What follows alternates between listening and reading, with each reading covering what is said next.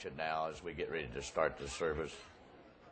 They're done hooked on the computer side, so wonder if we could just stand for a moment of prayer. Brother Bobby Sturt, would you lead us in a word of prayer this morning?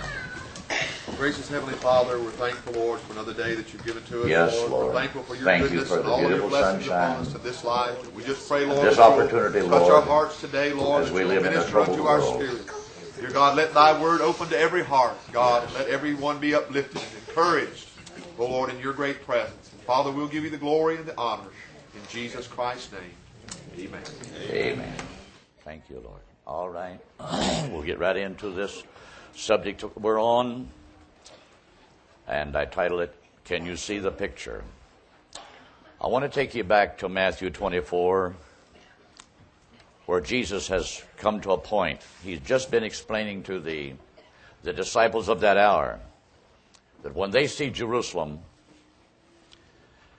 and the abomination that maketh desolate, then he tells them, let them which be in Judea and so on and so forth flee to such a place. Now let's look at that in this manner. Jesus knew that the day was coming when Jerusalem would be compassed with a great army. It's prophesied in Deuteronomy 28. He knew that when that time come, that thousands of them Jews would literally would perish. And that's why when he comes down to the 21st verse,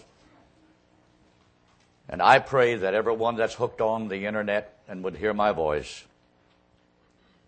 doctors of divinity, theologians from every denominational rank there is on this earth, have taken this verse out of context, and they pointed it down here to the end of time. From this point on, the last 3.5 years, as the Great Tribulation. That word great is misused because it only occurs one time in the whole writings of Revelation. That's in the 7th chapter. The other time that it's used in relationship to prophecy is Matthew 24, verse 21. And Jesus says, for then shall be great tribulation. Now, he did not say the great tribulation. When you use the, you get specifically. But when you use the word great, it can be anonymous. And we're going to prove by the grace of God this morning, the Bible and the history, that traditionalists through the years have taken this completely out of context of meaning and put it right down here in the last 3.5 years. Even in Revelation chapter 7, verses 14 and 15, that great multitude that you see there, that John saw, and says, these are they that have come out of great tribulation. Did not say the great tribulation. But traditionalists have always meant they come out of this period. Well, if they come out of this period, why are these then seen standing on the sea of glass at the end of this period? Well, there's got to be an answer. What's the purpose of separating them? Let's go back to Matthew 24, verses 21. Then, he's talking about a little short period, the disciples that then would hear these words. When we go then to the Luke's writing, as he picks up the same thing, remember, Luke was not a disciple. He was one that came along and recorded things Jesus was supposed to have said by those that had followed him. So I'm going to read from his setting. And when he comes to the same period of time, and when you shall see Jerusalem compassed with armies, then know that the desolation thereof is nigh. Then let them which are in Judea, now he records the same thing Matthew did, flee to the mountains, and let them which are in the midst of it depart out, and let not them that are in the countries enter therein. Now here is something other I want you to notice. For these be the days of vengeance, that all things which are written may be fulfilled. Matthew never even referred to that. He says, then shall be great tribulation. Now then,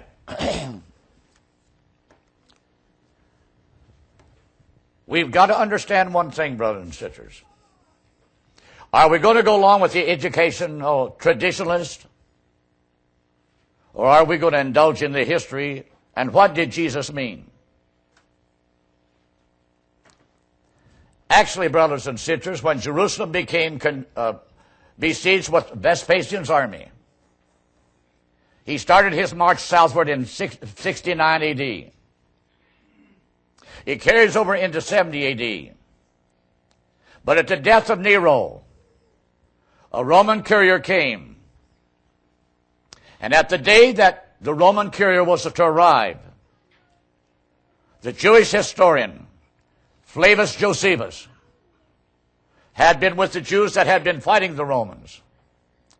But on that particular morning, the Romans had broke through the wall in the area where he was at. He decided then, Flavius Josephus decided he would surrender to the Romans. It's written in history that Flavius Josephus, as he was walking out toward Vespasian, he prophesied to him and said, O Vespasian, knowest thou not? This day thou shalt be emperor in Rome, and thy son Titus shall step into thy position. That's not the exact word that was used, but that's what it means. Vespasian thought Josephus was flattering him. But shortly after the introduction was made, a Roman courier arrived on the scene. And when he communicated with Vespasian, the Roman commander, word was Nero was dead, and the Roman Senate had set word for Vespasian to return to Rome. And the command then was handed over to Titus. Titus then began to set three strategies in place, because the city has already now been surrounded. And I have no intention of repeating all the history that I went through yesterday morning. But we want to nail this thing down today and prove to you by history and the scriptures that where Jesus said, then shall be great tribulation, he was not pointing down through time at the last 3.5 years. He is pointing about when that city is surrounded by an army. The Jews fought the Romans terrifically. But after a while, the inhabitants in the city began to run out of supplies. But now then, the Romans have built a great parapet, like I said yesterday. The Jews had no way of escaping, and therefore there was no way they could creep out and get new supplies. The supplies in the city began to run down. Starvation set in. And it says in the histories, brothers and sisters, that they began to sell the few morsels of grain and stuff that they had at a tremendous high price. But finally the time came when there was no more morsels to be sold. Now I'm going to turn to a portion of history to prove to you, brothers and sisters, I've never read from a historical, prophetic teacher that ever refers back to this period. He always puts it ahead. But let's go back 2,000 years ago when Jerusalem was in the siege. This is in the final days of the siege, before the city fell. They described the state of the city as growing fearful. The houses had now been turned into catacombs. A measure of corn sold for so much. The sewers and old dunghills were searched for food, and men ate the most loathsome things. What the filthiest brute would not eat, they eagerly devoured. They ate their belts, their shoes, the leather coverings of their shields. Some lived on scraps of old hay, the least quantity of which was sold for such a sum of money. But of all, the most horrible to the accredited fact that a woman whose lineage, name, and residence are distinctly stated was found to have roasted her young child and devoured one half of it. The robbers who roamed like mad dogs smelt the flesh and broke into her house to plunder the food. When they found that she had been feeding on her offspring, even the hardened ruffians turned and fled from this supreme horror.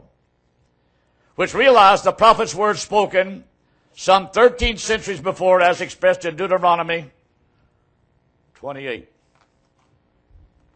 Now I'm going to go back and see what Deuteronomy 28 says. Because remember, Luke said that all things that are written may be fulfilled. Deuteronomy 28.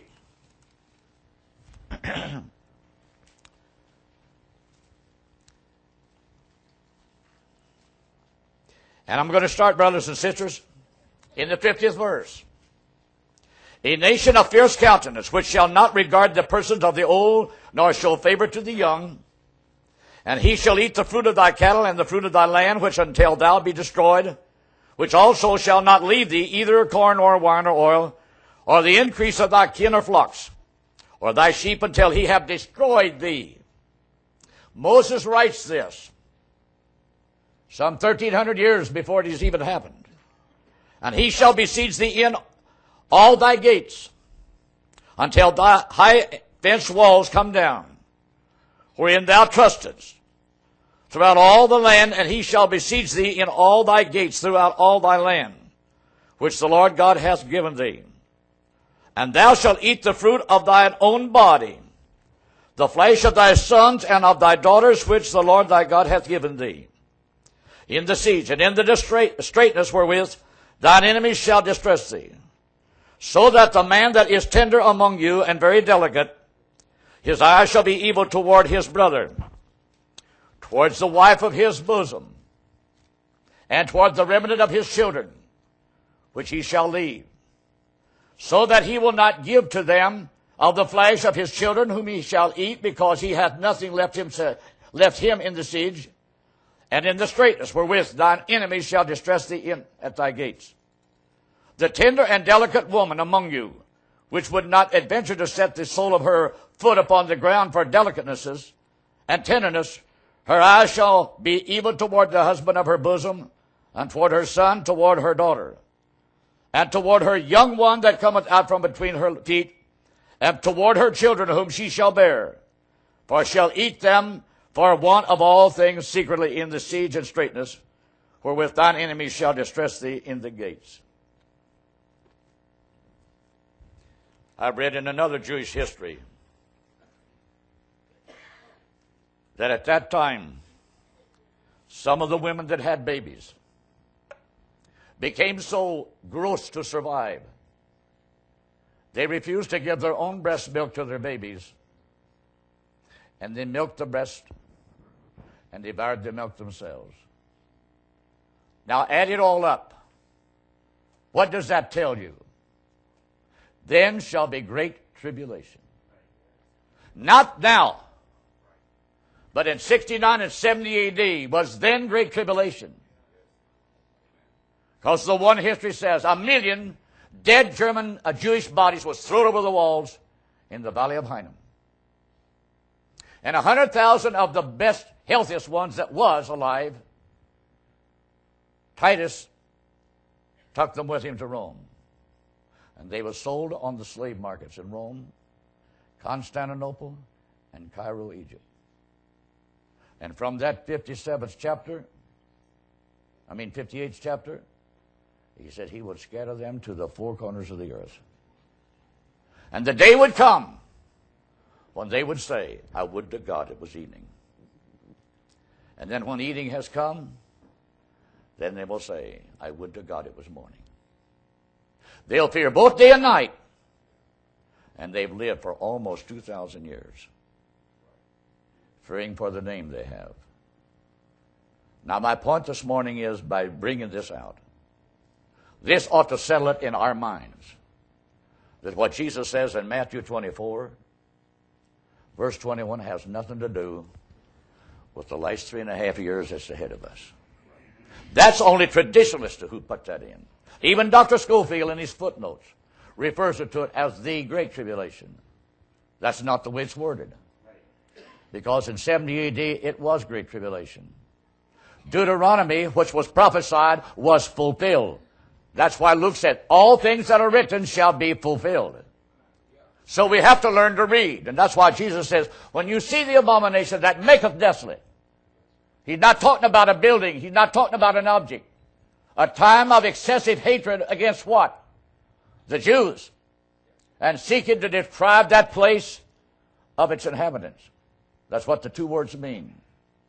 And that was literally fulfilled 69 and 70 AD. So we can say this. We can close the history on the past. For all that Deuteronomy had prophesied was fulfilled to the letter.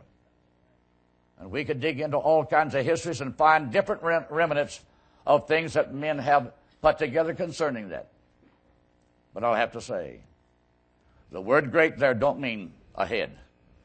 It's done been there. Now let's turn to this hour. When John was shown then, in the 7th chapter, as he saw the angel coming from the east, that means that the time of the gospel among the Gentiles has now reached its consummation. And that angel that has watched over the dispensation of time, where it will linger in such places. Now then, God is cutting the Gentiles off. He's ready to go home to the Jews. And that's why he saw that angel crying in the midst of the heavens. Hold back the winds. See thou hurt not the earth, nor the trees. It literally means don't turn no atomic weaponry loose. There's been wars, and will continue to be wars, but not an atomic war, because it has an effect on nature. Until we have sealed the servants of our God in their forehead. Now that's pointing to the week of time just ahead of us. All right. When John seen that there was 144,000 Jews sealed, that are men that's ordained to preach the everlasting gospel in this period of time to all the inhabitants of the earth. But then he also, in chapter 12, he saws a woman. So you bring chapter 12 over in here, because here's where she's going to receive her information. Not here. She receives her information here. So the 12th chapter you bring in here. Brother Jackson, somebody shine a light on that as you're doing that. Somebody back there shine a light. Don't shine no light. If you need to sit closer, just come up closer. All right. Now then, Revelation the 19th chapter. I've got it here because here is where the rapture takes place. The rapture don't take place over here at the end of the week. It's true, the 19th chapter shows you the bride in heaven at the marriage supper. Then that chapter is divided, brothers and sisters, and we see Jesus sitting on a white horse. And the armies, which is his bride, on white horses following him.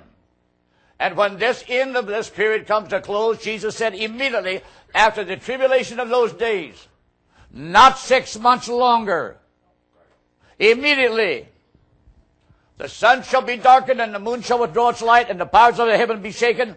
And you can find that in Isaiah 13, Matthew 24. So it's vindicated. That's the day of the Lord. And it's a day of wrath. All right. So we can say then, if the bride was already in heaven, remember, John didn't see it when it was raptured. Paul talked about it. 2 Thessalonians, the 2nd chapter. Because he's always said certain things in his first epistle to the Thessalonians. They all immediately got the idea. Well, then the Lord is coming right now. When Paul heard that, he come back with the second letter. And as he opened up the 2nd chapter, he says, now concerning the coming of the Lord. Now, when he said that, he's not talking about this coming. This is a visible coming. But he's talking about a mystical coming. That's when he comes, brothers and sisters, as Jesus has described in Matthew 24. And in that coming, the eyes of the world will not see him. But the bride of Christ will absolutely hear his voice and see him.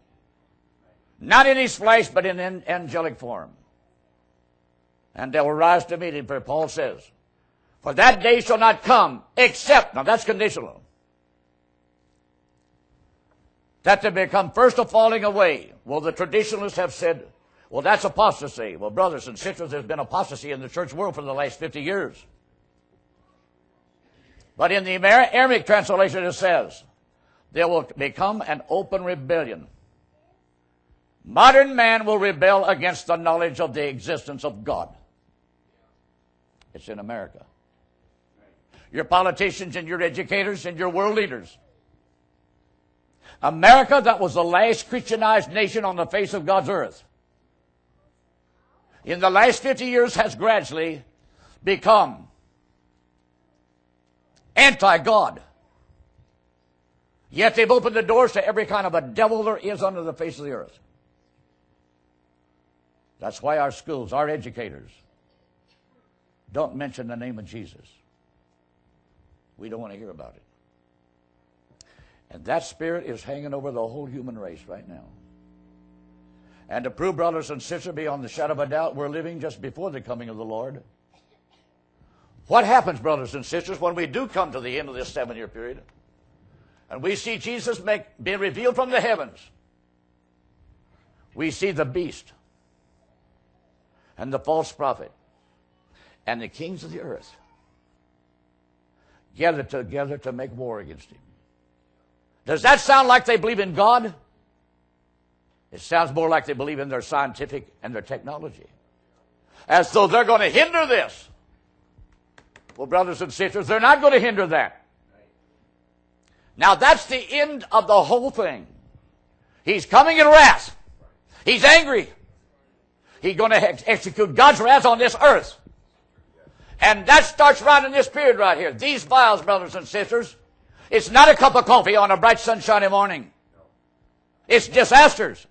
Nature going to pieces. Think about it. In this hour, God's not even concerned about how much human flesh is destroyed. Because through this period, He done told the woman where to go and hide. Just as He told them early Christians what to do. They went to Saudi Arabia. Not a one of them perished, except those that hadn't already been martyred. So the point is this. This is a tribulation period. But it's not for the godly people. It's God showing His wrath and displeasure on educated, stupid, doctors of divinity, educators of high learning, philosophers of science, and we're just going to launch another man to the moon.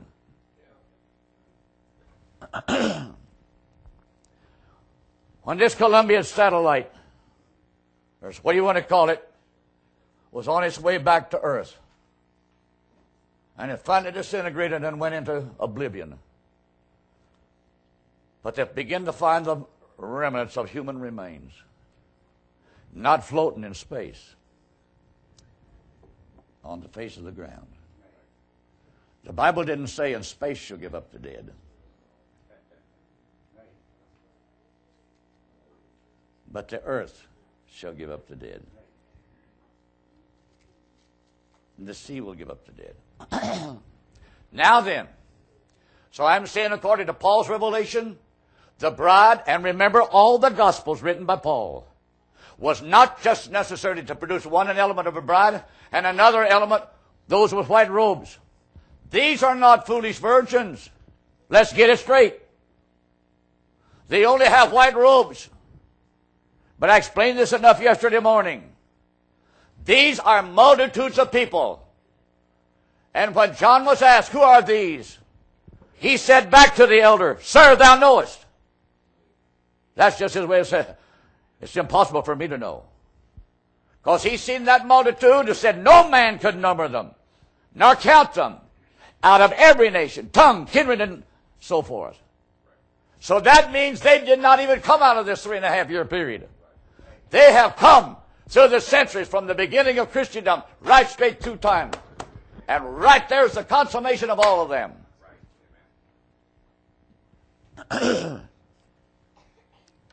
With this in mind then, let's look at this great multitude. And I want you to know this morning, brothers and sisters, If I could lay here before me all the history books of Christendom, I'd have a stack of them. I've never bought a book in my life. They've all been given to me. I just say this. God knew in advance when he allowed the devil to almost take my life. I got a job for him to do, and I'll educate him myself. Amen. And he's gave me books, history. I've read of wars. I could almost describe to you, because history has always been an interesting subject to me. So now I want us to take a good look at that last multitude. And now I intend to go back and start you in the first age. Because when we open up the book of Revelation, the first 3 chapters is all about the 7 church ages. The 7 parables of Matthew 13 goes right along with it. Yes, all the Gospels was written to fulfill the prophecy of Amos, the 9th chapter. And he came to the Gentiles. It says he came to the heathen to take out of them a people for his name. That will bear his name. Be identified with that name. We find that in the book of Acts. When Peter was led to the house of Cornelius. When he come back to Jerusalem. It was James then who looked into the prophecies. And says, brethren, this is what the prophets say. And so for 2,000 years, brothers and sisters, God has been among us Gentiles, taken out of nations, a select element of people, to become the bride of Christ. And we know that the bride of Christ in the end picture is clothed in fine linen. That was typed in the Old Testament law era. Because when the tabernacle of old was set up, there was a certain area inside of that there was curtains that separated, we will say, a square area. That was called the Holy of Holies. When you read the articles in Leviticus, them curtains was of fine linen. This goes to show the type of God that would be manifested in the person of Jesus. It was his Shekinah glory that overshadowed the box of covenant. It was placed inside of this place on the table of shewbread. And this goes to show, brothers and sisters, the type there proved he will only dwell in the midst of a people that can be robed in fine linen, if you understand the point. That's why Paul's gospel is written in all the details. But we've got to understand, God is a God of mercy. He's the one, brothers and sisters, that's going to decide at what time when we hear the gospel or we accept Christ, how long he's going to give us a chance to live. So we can say this. What the traditionalists through the years have said, these are they that came out of great tribulation, the tribulation. Well, brothers and sisters, I want you to know history proves where the gospel started, it was not at the same place in full impact all at the same time. You know that. It starts out in Israel. Then it gradually works its way northward into Syria. Then it begins to come to the Gentiles. But slowly, brothers and sisters, as it advances, by the time the Jewish people have had the gospel for around 60 years, God cuts that people off in Jerusalem, and the city lays desolate. And he drove the rest of the Jews in dispersion. And so he came to us Gentiles in full preeminence. And the gospel slowly through the centuries has moved from areas to areas. And you'll have to agree, it was not at the same point in the same way in the impact to draw the effect. When 69 and 70 AD came, those Jews that lived that were Christians, that remembered the words of Jesus, they fled to Saudi Arabia. History proves that from that time all through the latter part of the first century into the second century, them Christian Jews have spread the gospel into Saudi Arabia. Christians was made out of them, into Egypt, through Libya, through Tunisia, Algeria, in Morocco. I've got a map that shows these little red dots. That's where Christian centers at was in the second century, how far Christendom had been spread. All right.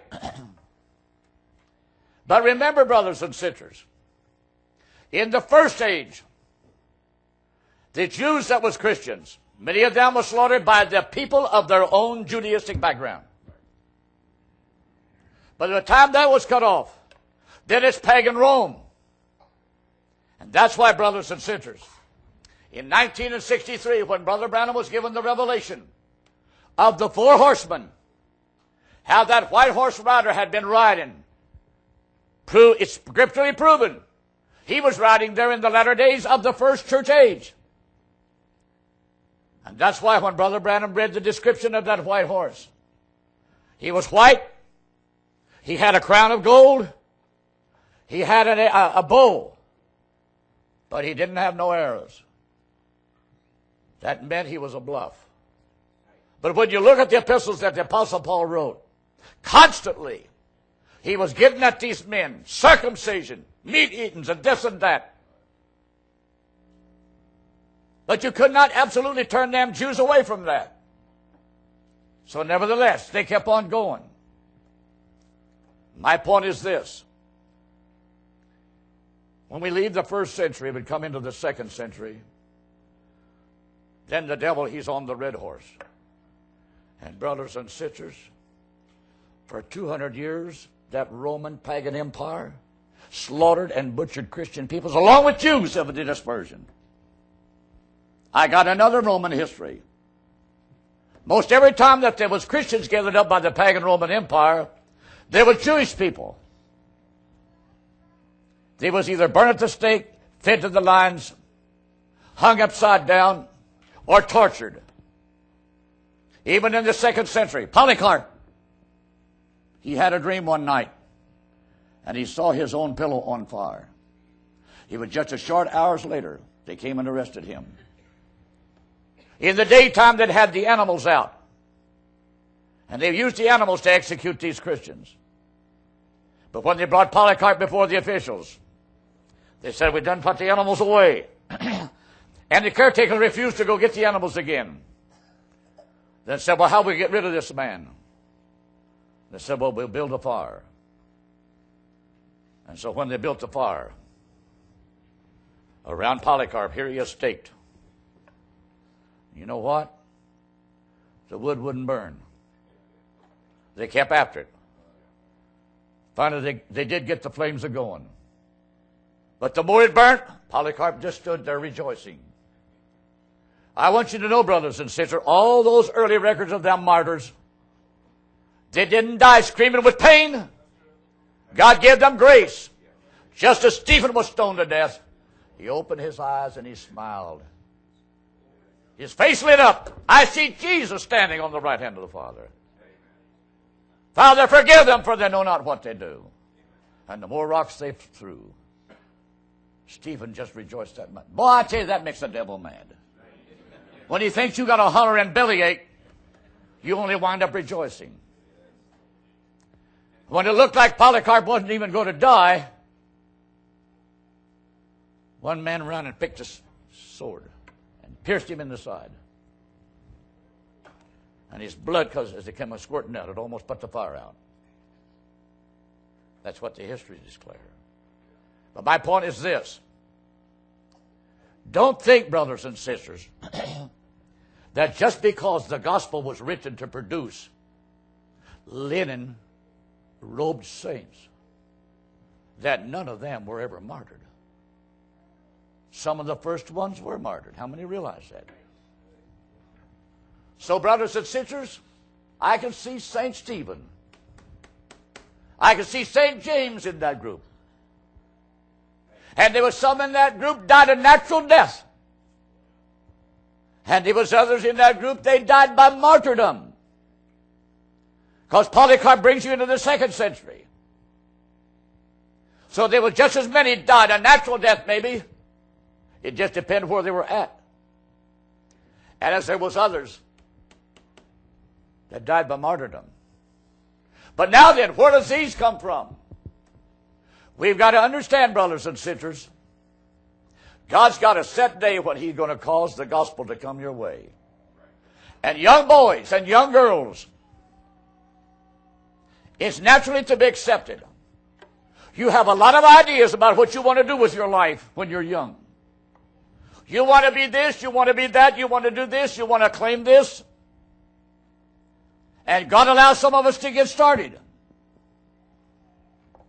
But then others, brothers and sisters, He'll keep hounding at you. And others, He won't hound at you at all. He just lets you go on. We've got to understand there's a precise day God's going to cause you to hear something that's going to change your whole outlook. And as they lived in those terrible hours of time, I can see some people, brothers and sisters, yes, the Spirit of God has dealt with them. They've accepted Jesus Christ. But the circumstances that prevailed around them in that era of time did not allow them to live long enough to grow into a fruitful, revelated life. I hope you're understanding me now. Therefore, they were rounded up because they was Christians. And the pagan Roman emperor, he didn't look at them and see whether they had a fine linen robe on or a white robe. He didn't care because he didn't know no difference. It's God who looks at it. So to the arenas they go. And try to keep in mind, brothers and sisters, there was people of both categories, there and there, that died in the same century, in the same arenas, by the same means of death. And let's don't get to the place we got to know as much as God knows. Because He's the one that knows who did, who was, and who wasn't. That's what we've got to understand. These things, brothers and sisters, kept plaguing the church. She comes through that 2nd age.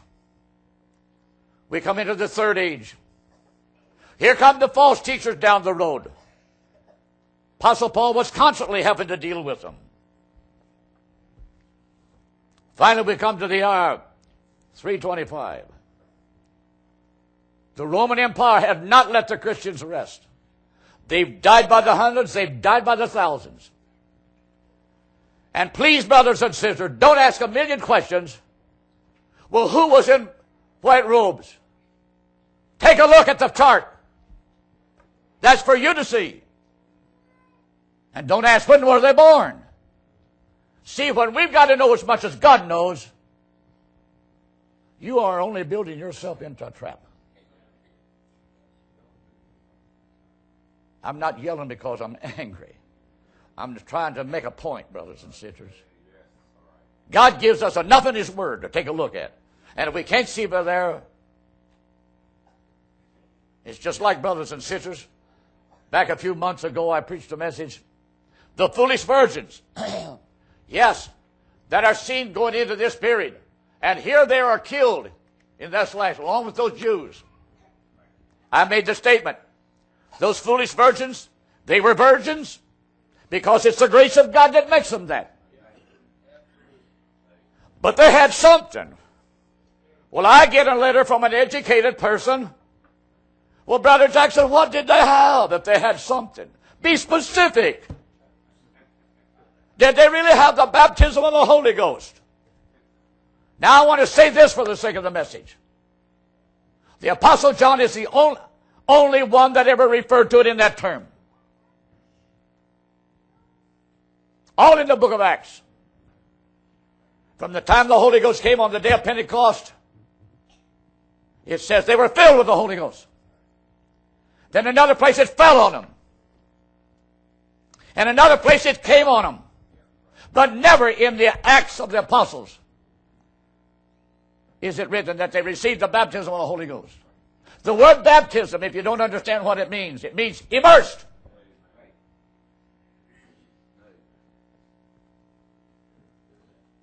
And if we absolutely forget the words filled, it came on them, or it fell on them, We don't know how to use this word, baptized. Are you saying they had the baptism of the Holy Ghost? Stop using that term. They received a measure of it. And God can give in these end times whatever measure it pleases Him. He'll never give you more than you need or less than what you need. He gives some a great abundance of something or other, but they had no more revelation than my hound dogs got. That's the point. In the apostolic beginning, they had a revelation, and they had every quality of the Holy Spirit in them to demonstrate Jesus Christ. But by the time we come into that 3rd century of the Church of Christian and begin to die off, as they die off from the revelation, then God begins to withdraw an element of His Spirit as it pleases Him. And then as we begin to come out of the dark ages and the Reformation starts, God is in the process of restoring. And He can restore Him. What is the Holy Ghost? It's God Himself, giving you a measure of Himself. He can give you a measure of Himself as it pleases Him. And as He's in the process of restoring it, don't ask Him, Lord, how much did you give me? He gives you just as much as you've got the ability to live up to. No more nor no less. With that in mind, brothers and sisters, no wonder when we come down at the end of this road, and in the Pentecostal circles today, we've had those that say, well, if you haven't received the Holy Ghost and speaking in tongues as the initial evidence, you ain't got anything. Come here. You ain't got nothing. All you got is a big mouth. I'll prove it to you. Now let's go into Jerusalem on the day of Pentecost. In the upper room, they all were first filled with the Holy Ghost. They saw it sitting on them, didn't they? And they heard it. Then they were filled. It didn't say and they were baptized. They were filled and began to speak in other tongues as the Spirit gave them utterance. Now let's see how we're going to use this biblically. Out in the streets, as they was led out of the upper room, reeling and staggering, talking another language. As that 120 came into them streets, there was gathered in Jerusalem devout Jews out of every nation under heaven, about 17 different dialects. And they began to hear the wonderful things of God spoken into them in a language whereinto they as a Jew had been born. Rome, Italy, Syria. They heard a completely explicit language. Brother Jackson, that was the initial evidence. It was a sign. Because then when Peter picks it up, listen, brothers,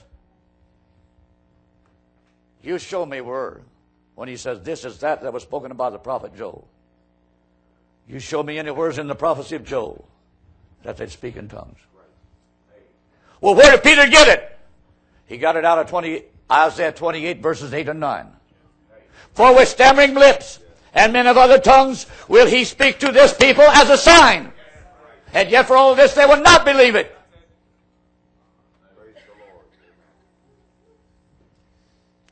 God is going to restore the gifts, and He's done it. But we've got a lot of Gentiles don't have sense enough to know how to use them. They think they can run down the road of life and put on a show. That's not so. If we don't know, have a revelation how to take this word and use it and put a picture together for the edification of people. No wonder the Apostle Paul can write 1 Corinthians, the 14th chapter. I would that you all spoke in tongues, but rather. Now, if anybody in here went to school and studied the English language, see what the word rather means. It means preferably. Doesn't it? It's never been given up to us Gentiles for us, through this manifestation of this gift, to be assigned to any other part of the world. It's only for the Jews. So I have to say, it's a sign. Because Paul said it was. But don't come around me hollering initial evidence. Because you just well come to me and say, well, that's a smoking gun. How many know what I mean by that? And I want to say this morning, when the hour has come, that out of this era of time, he has gathered together a Gentile people, in which he's restored every gift, every fruit, every true revelation, and they're robed in divine fine linen. And he takes that bride to himself. It's going to leave tongue-talking, dancing, shaking, shouting people still here. No wonder Jesus said, and they'll come to him in that day. Have we not prophesied in thy name? Have we not cast out devils in thy name? Have we not, Lord, done many mighty wonderful works? And you know what he said. Depart from me, you workers of iniquity. So let's stop hollering evidence. Because to me, the evidence is the whole 9 yards. Now, you won't find 9 yards in the Bible. But it's my human way of illustrating something or other. Now, I want to bring us on to the church ages fast. In 325, the Godhead became the question. That brought to the Nicene Council. So from the revelation of God in his original oneness, there's where the Trinity came in, and they started baptizing in the name of the Father, Son, and Holy Ghost.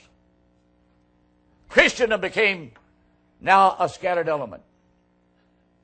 But as we come out of that part, towards the 4th century, the Christian church by that time began to teach education is evil. Art is evil. The study of ancient places is evil. I've got the history. The pyramids in Egypt used to be one of the wonders of the world. They were always open up until 400 AD. People came from far and near to see the monstrosity, the beauty, how these things was put together. And especially the great pyramid Cheops. Pyramids. Alexander the Great, 300 years before Christ, as he took the old world, he built a city in his name at the mouth of the Nile River called Alexander, Egypt. That became an educational center in the ancient world. Kings, royal people, sent their sons and daughters to this place to study at the feet of a talented teacher. It tells me in this history about the pyramids. For a long time, brothers and sisters, people had came from far and near to explore the wonders of the pyramids, to go walk into these hallways and so forth. Christendom decided to close them. So in the 4th century AD, there was one known Greek teacher. He had a beautiful daughter. And she assisted him in some of his teaching qualities. They knew that him and his daughter was a very talented person. The officials of Christendom at that time. They went and they arrested him, and they took her and drug her down the streets naked. And they drug her till they pulled the skin off of her body. Because teaching was an evil. And from that, brothers and sisters, from 400, 500, on through 6, 7, 8, 9, Christendom did begin to go into apostasy. When I read the book, I've got it at home, Muhammad the Great. He's born in the latter part of 600 and something. By 700 and something, Saudi Arabia, the Christians in that area were now in apostasy. But by 700, he rose up. He slaughtered the then known Christians and the Jews. And I don't care what these politicians and educators say today. I hope they're listening to me. You can't unwrite history. 800, 100 and some years, the Pyramid Cheops was closed to humanity. At the same time that Greek teacher and his daughter was killed, every library in Alexander, Egypt, all the literature, the stories, the records of history was taken out and burnt in the streets. The knowledge that had been recorded about the pyramids, where the interest was at and everything, was all destroyed. Over 100 years later, the 8th century, Saudi Arabia is a bedrock of nothing but bloodthirsty Muslim religion. Another man at the head of that, by the name of Muhammad the Great, come riding out of there at the head of a great army. He crossed the channel into Egypt. He threatened to kill every Christian there was. He set about to slaughter. But for some reason or other, there was a few Christians in Egypt that managed to escape. He tore down churches, and it was this Muhammad the Great and some of his men that went to the big pyramids. And they dug. And for quite a long while, they finally did locate the entrance. And since that time, the Pyramid Cheops has been open to tourists. I tell that, brothers and sisters, to only say this.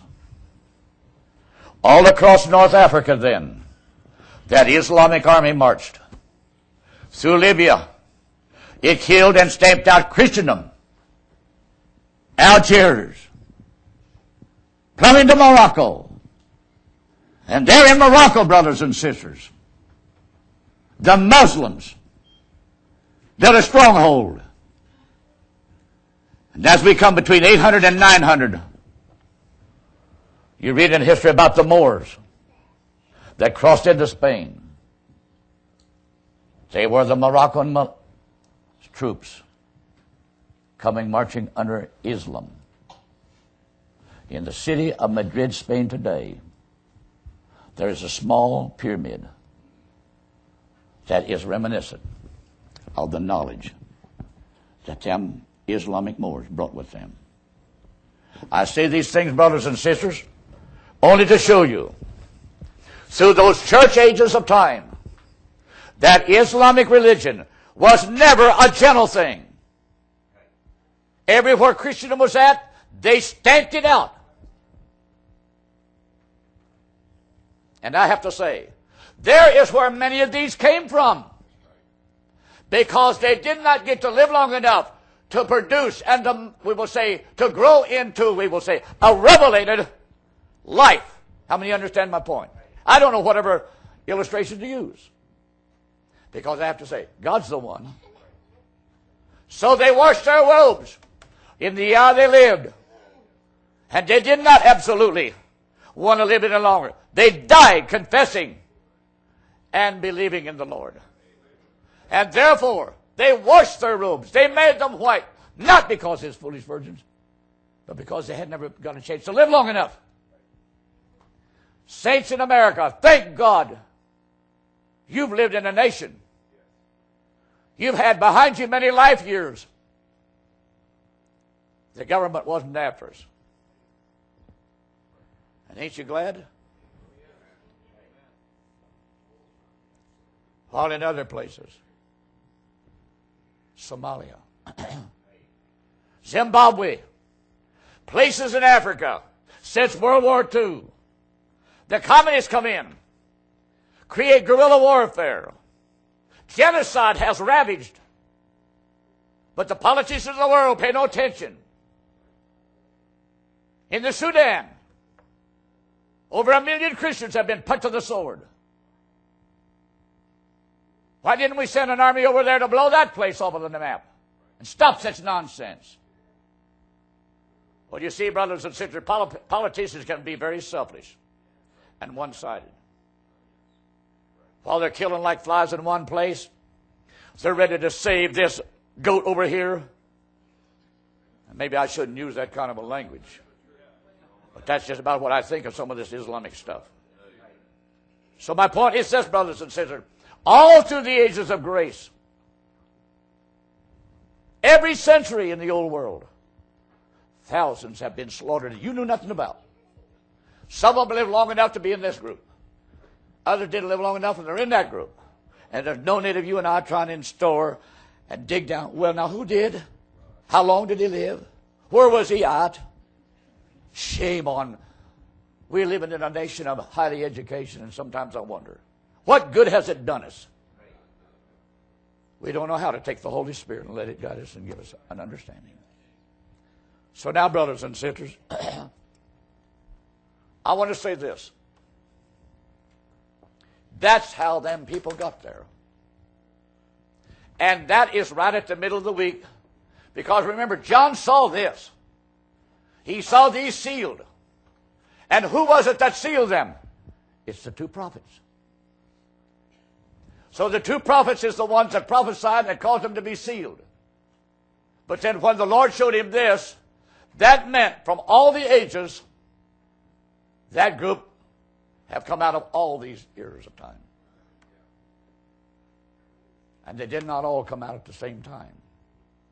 They are all represented from different eras of time. So now then, from here on, the rest of these 3.5 years, that's when this group, that's the foolish virgins that come out of this age. They have lived through this age. They're well as Jewish saints too. And they live through here, but they're killed and martyred, and their souls is right there. Now then, allow me at this time to start positioning things of the book of Revelation. For so long we realize in the numerical setting, 3 follows 2, 8 follows 7, and that's the way we read. But the whole book of Revelation is not understood in that fashion. Each chapter contains a picture related to a time. And in that picture, it usually is pointing to an event that is composed of people or something that affects people. So now then, the first 3 chapters is church history from beginning.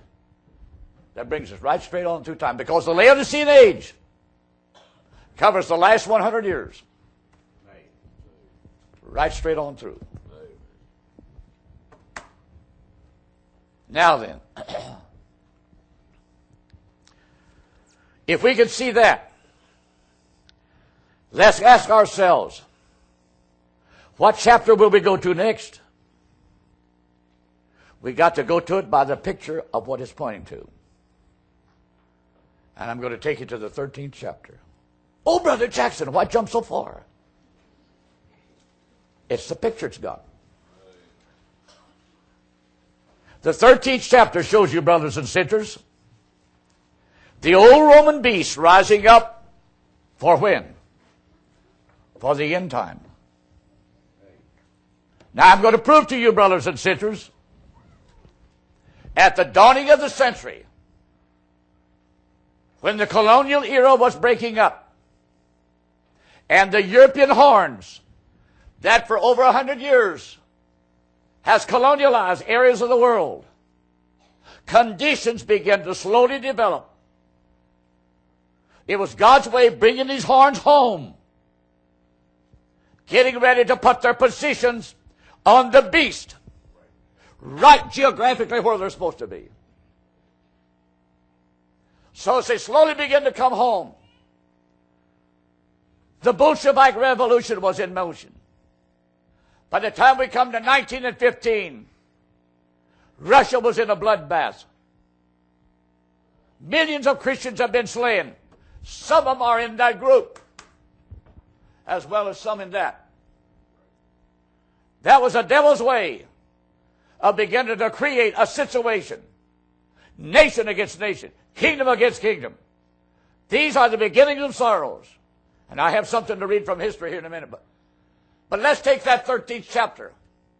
We begin to see the Roman beast coming up out of the sea. That's geographically Europe. When you begin to study the histories, the horns, the political systems of Europe begin to shuffle.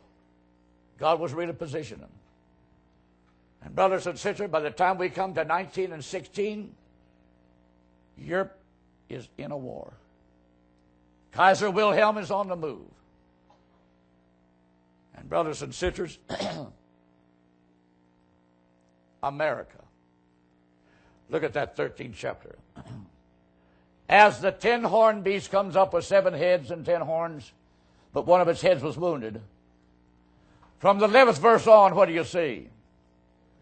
You see a lamb beast coming up. Who was that?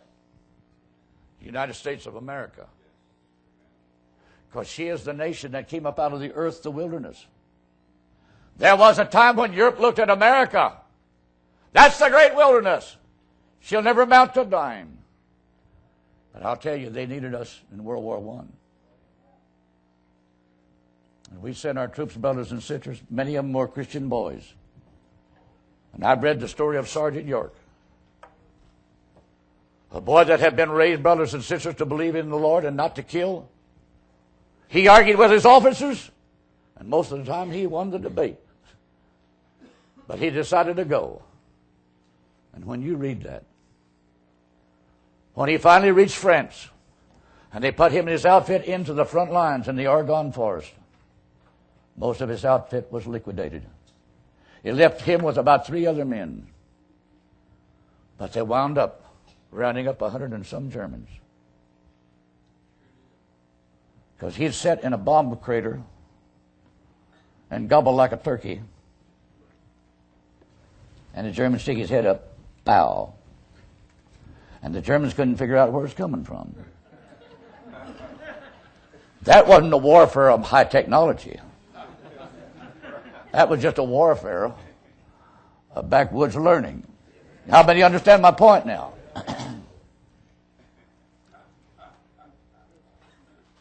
And every event that he was in, he came through victorious. By the time the war was over in 1918,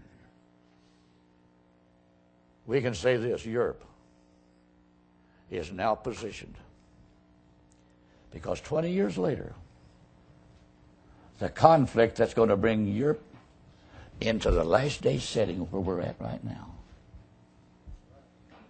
And when you read that verse about that lamb beast, it was this American nation that furnished the money, rebuilt, reconstructed, and put Europe back on its feet. And it says that it cost the whole world to worship the first beast that had the wound by the sword, and yet it did live.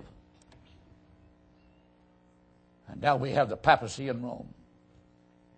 Let it be known clearly that when there is such a thing, that this world is going to be ruled, we will say, by a super means of government.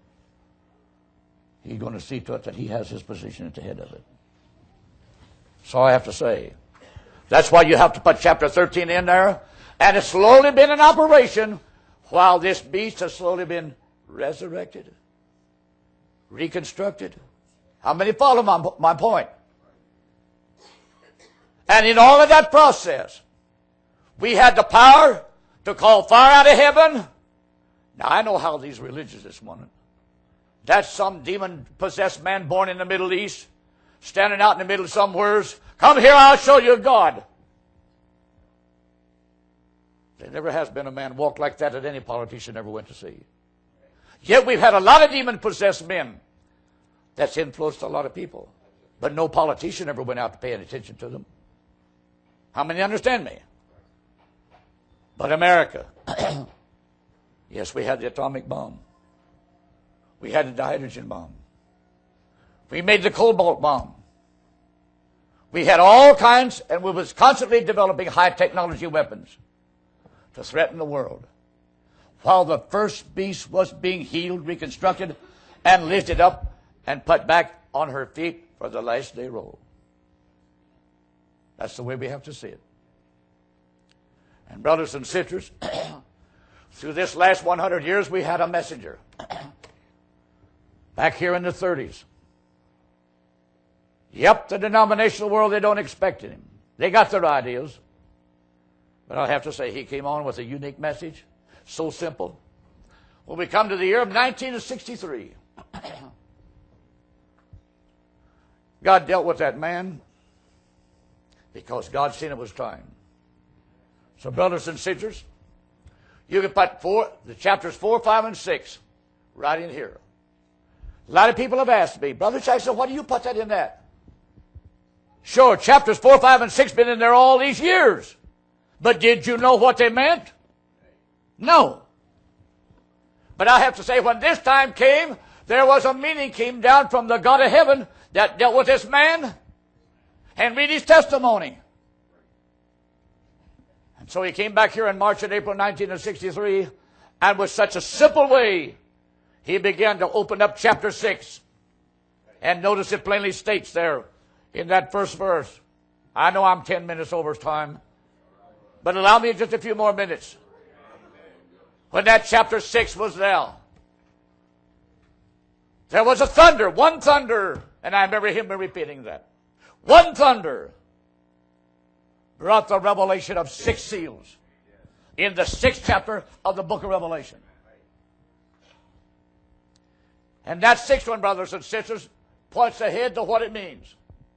Because this 6th one, brothers and sisters, is confirmed in Matthew 24, Isaiah 13, and also in the prophecy of Joel. The day of the Lord is at hand, and as of destruction shall it come.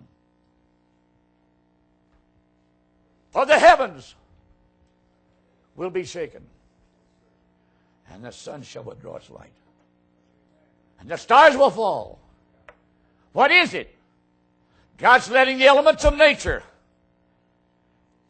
talk to this educated bunch of ignoramus people today. You've laughed. You made fun. You didn't need me. Now what you going to do? Because he can say, I'm looking you right in the face. And no wonder they'll flee to the rocks and the mountains and cry, hide us from the face of him. So brothers and sisters, 1963, there was a revelation came. Did Billy Graham accept it? No. Did Oral Roberts accept it? No. Tommy Osborne? No. Vilma Gardner? No. W.D. Grant? No. I know all those men. I've saw them.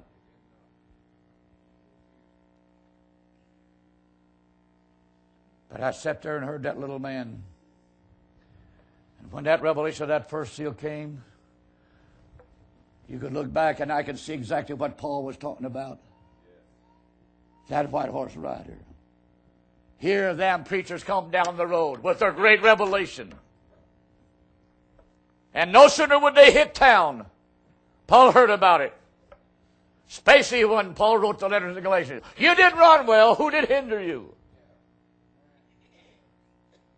And Paul went so far to say in one chapter, I would to God he was cut off.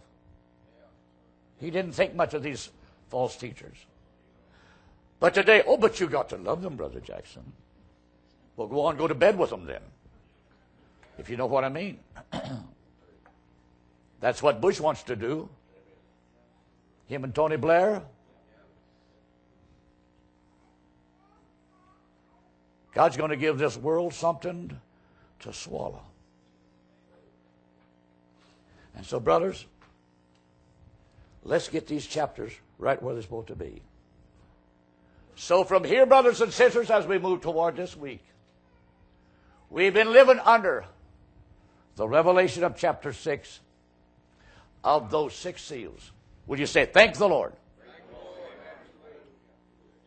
And we're the only one that wants them. We're the only one that appreciates them. And to me, they're the only ones that make any sense. But it leaves the 7th seal still. Now this is why, brothers and sisters, let's look at the broken sequence. You know in the Numbers, 7 follows 6. But in chapter 6, brothers and sisters, when we come to the end a bit about the 6th seal, then we come to chapter 7, don't we? That's where John saw the 144,000 sealed. But now remember, how can you seal 144,000 if you don't have the prophets there? Think of it. So I have to say, you've got to reach in the book and take the chapter that's got the picture right. Because, brothers and sisters, when that angel was seen at the beginning of this chapter, this 7th chapter, Hold back the winds, tell we. We who? It's only one angel. He's collectively talking about there's two agents on earth. So that's why the term is we. So that's why I have to say, let's go to chapter 11. Oh, Brother Jackson, don't confuse me. Let's go to chapter 11. Because you got to get the prophets there before you have the sealing. Will you agree with me? But when you go to chapter 11, brothers and sisters, the first thing you see, the temple is already built. Hallelujah. I'm glad. There's something on the way. That's why, brothers and sisters, some of these days that Middle East is going to go blowy. And when it's over, Israel's going to be ready to start building the temple. So the temple is built because when John was brought into the picture, he was given a reed like a rod. Now go measure the temple. And the altar. And them that worship therein. But the court without leave out. So that lets me know, brothers and sisters, before the 144,000 are actually sealed, before the woman is even revelated, you've got to bring chapter 11 up there. Because the temple's going to be built. The prophets will be there.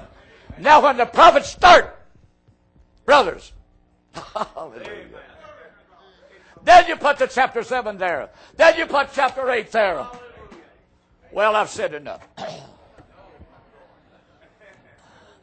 It ain't the way you read it. It's got to be the way you see it. And this prophecy, brothers and sisters, is a picture to the bride. And I know I might sound crazy this morning. Well, I am. I'm happy as a bed bug. I wish I could make them each. Come on. Okay, let's stand.